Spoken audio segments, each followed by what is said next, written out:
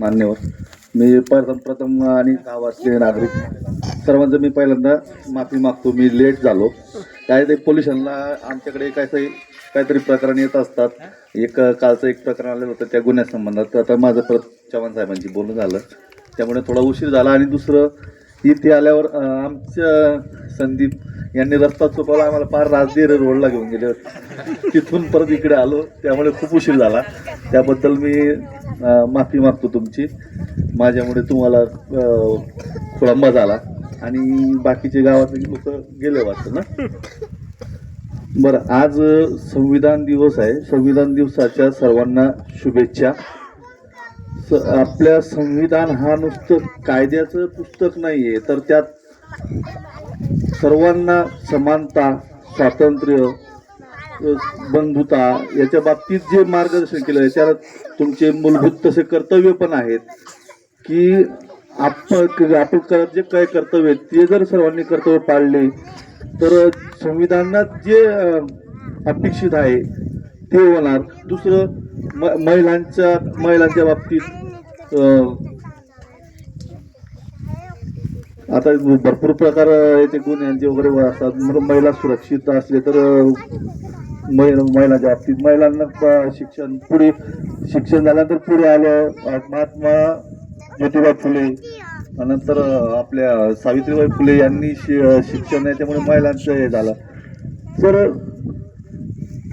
आता तिथे लहान मुलं आहेत सर्व, पण काय बाकीचं रील्सच्या वगैरे आपल्याला बोलता येणार नाही किंवा लहान मुलांच्या याच्यामुळे पॉक्सोच्या कायदा त्यात.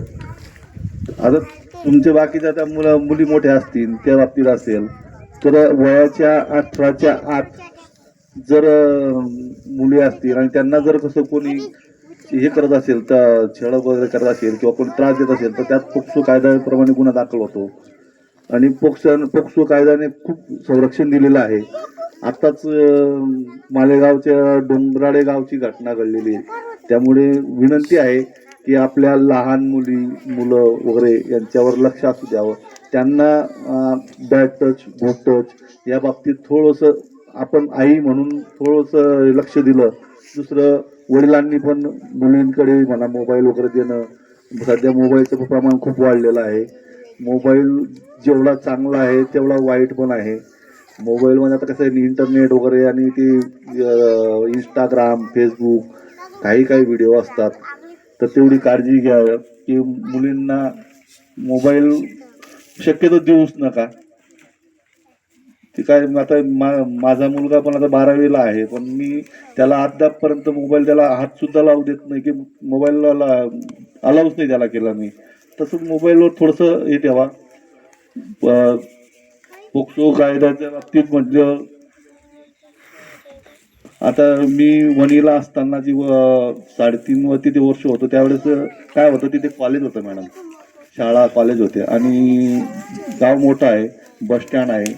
गावातले काही टवाळखोर पोरं काय करायचे, ते कॉलेजला जाताना मुलींच्या मागे जाणं, गाड्या घेऊन जाणं, त्यांना टॉन्ट मारणे म्हणा, कट मारणे, मुद्दाम त्यांचा पिछा करणे, कॉलेजला जाणं.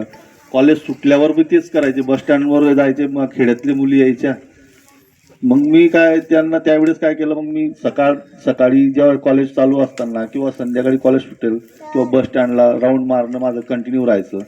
आणि असं कोणी तक्रारदार भेटली की बाबा मुली पुढे येत नाहीत, तक्रार देत नाहीत, पण तरी असं त्यांचं मन परिवर्तन करून किंवा कॉलेजला जाऊन काही मुलींना मी डेअरिंग दिली आणि खरंच 2-4 मुलींनी तक्रारी दिल्या मॅडम आणि मी गुन्हे दाखल केल्या.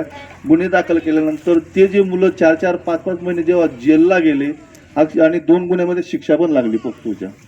त्यामुळे त्या गावात आजही म्हणजे इतकी वचक बसलेली आहे की आता कोणीही मुलींच्या बाबतीत असा पिछा करणं म्हणा किंवा असं करत की त्यांना कळून चुकलेलं आहे की पोक्सो कायदा काय असतो. पोक्सो कायद्यामध्ये किती 4-4, 5-5 महिने जेलमध्ये गेले, शिक्षा लागली अक्षरशः. त्यामुळे आजही लोक म्हणतात की साहेब त्या काळापासून तेव्हापासून तर आतापर्यंत म्हणजे गावातल्या कॉलेजच्या येणाऱ्या मुलींना वगैरे काही त्रास नाही. आणि तो जो वचक बसलाय की ते संदेश गेलाय गावात की असं केल्याने काय होऊ शकतं, त्यामुळे पोक्सो कायदा हा महिलांसाठी मुलींसाठी खूप महत्वाचा आहे. ते बस मला जास्त काय बोलता येत नाही, तरी मी मला या कार्यक्रमाला अध्यक्ष म्हणून बोलवलं त्याबद्दल मी आपले खूप खूप आभार मानतो आणि धन्यवाद.